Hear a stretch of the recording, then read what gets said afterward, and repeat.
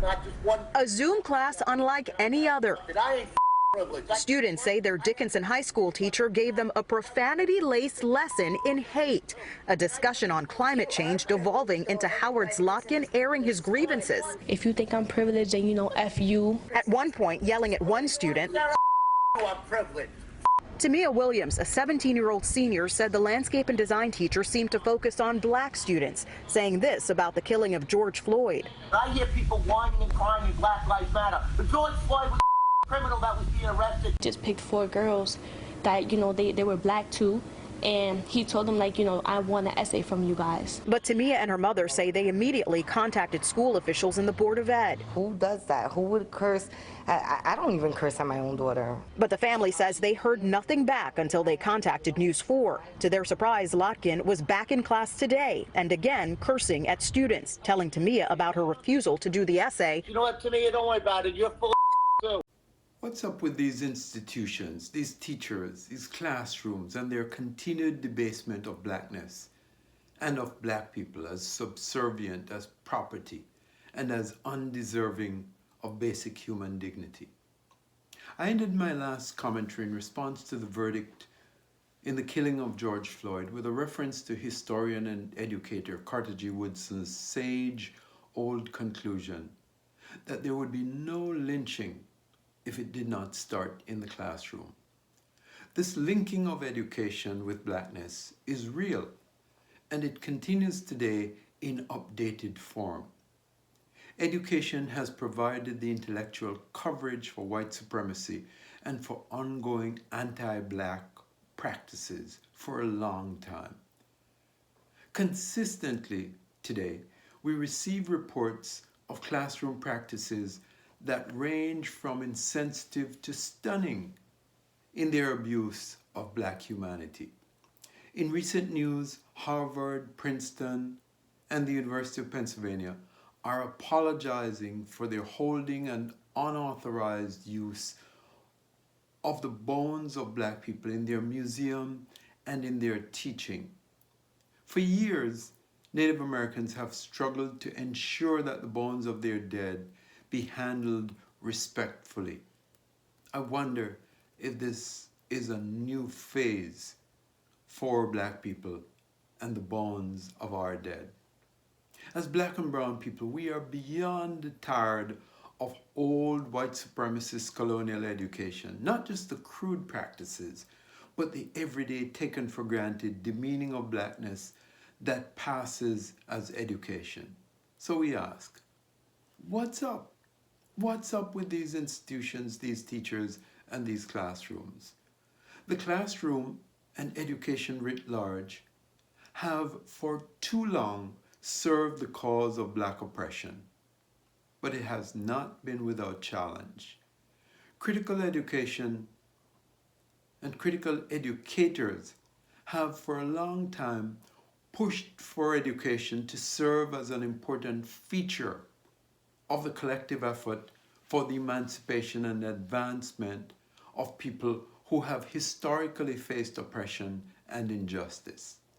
And contrary to popular false narratives, black people have consistently been at the forefront of the push for meaningful education, and we have long embraced such education. The education that we need right now is one that is more than the preparation of people for work or for employment as part of an economy, as important as that is. The education I speak of is a moral undertaking, especially public education, and specifically the classroom at all levels.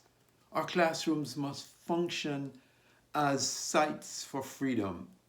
Education must help us, all of us as humans, to see the past, including its human atrocities, and to both seek redress and to see the future full of possibilities. So teachers and classrooms must provide students the tools they need to develop their full potential as human beings. Prepared, our students will then be best able to contribute fully to the building of the strong communities and the just societies we crave. That is why, especially in this moment, when across the world more and more people are being heard in the call for racial reckoning with widespread anti-black sentiment, we must insist on a different kind of education. Those of us who are teachers and educators must focus on upgrading our education by removing forthwith from our curriculum the long-standing white supremacist frameworks, the settler colonialist premises, and the anti-black orientation that continues to bring us outcomes like we witness from the Ivy League in recent days. Not only educators, but all of us must respond strongly to end these distressing experiences for our students who are being traumatized by assignments and classroom exercises requiring the reenacting of roles demeaning and desecrating black bodies. How do we work to break the link between education and black oppression? And how do we dismantle and replace white supremacist colonialist education with education linked to emancipation and freedom?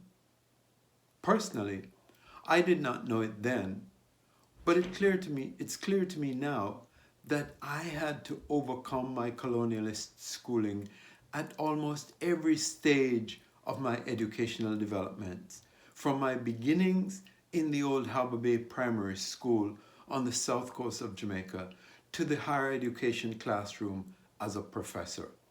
To get to this point, I've had to transgress racial, class, and geographic limitations and boundaries in my schooling.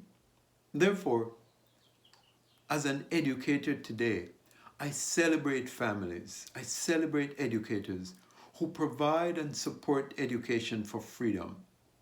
For as Bell Hooks writes, to educate as the practice of freedom is a way of teaching that anyone can learn.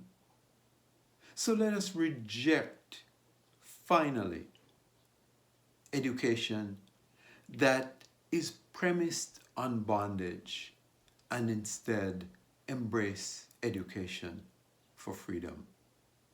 Let's talk.